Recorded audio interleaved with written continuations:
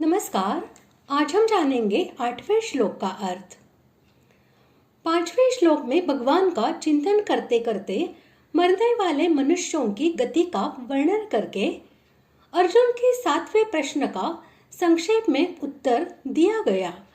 अब उसी प्रश्न का विस्तार पूर्वक उत्तर देने के लिए अभ्यास योग के द्वारा मन को वश में करके भगवान के अध्यक्ष रूप का अर्थात सगुण निराकार दिव्य अव्यक्त रूप का चिंतन करने वाले योगियों की अंतकालीन गति का 3 श्लोकों द्वारा वर्णन करते हैं। श्लोक 8वां। अभ्यास योग युक्तेन चेतसा नान्यगामिना परमं पुरुषं दिव्यं याति पार्थानुचिन्तयन्। श्लोक का अर्थ।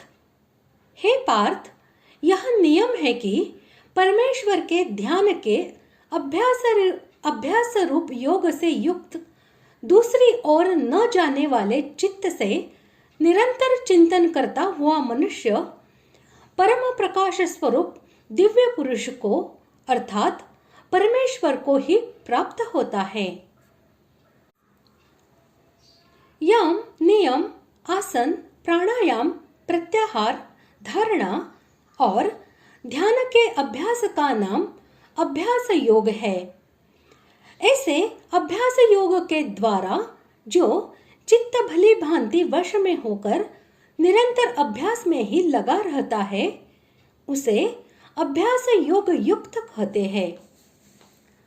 नान्यगामी यानी कि जो चित्त किसी पदार्थ विशेष के चिंतन में लगा दिए जाने पर क्षण भर के लिए भी उसके चिंतन को छोड़कर दूसरे पदार्थ का चिंतन नहीं करता, जहां लगा है वही लगातार एकनिष्ठ होकर लगा रहता है, उस चित्त को नान्यगामी अर्थात दूसरी ओर न जाने वाला कहते हैं।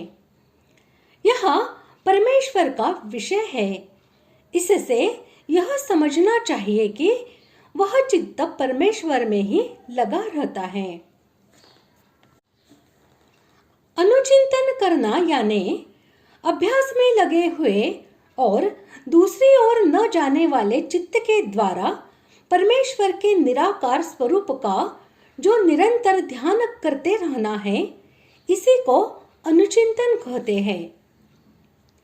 इसी अध्याय के 4थे श्लोक में जिसको अध्यक्ष कहा है और 22वें श्लोक में जिसको परम पुरुष बतलाया है, भगवान के उस सृष्टि, स्थिति और संहार करने वाले सगुण निराकार सर्वव्यापी अव्यक्त ज्ञान स्वरूप को यहाँ दिव्य परम पुरुष कहा गया है।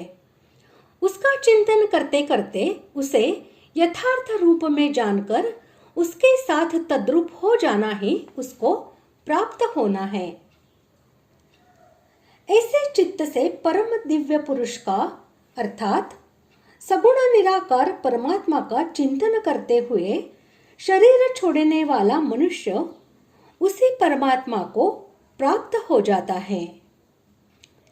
इस प्रकार आज हमने 8वें श्लोक का अर्थ जान लिया है।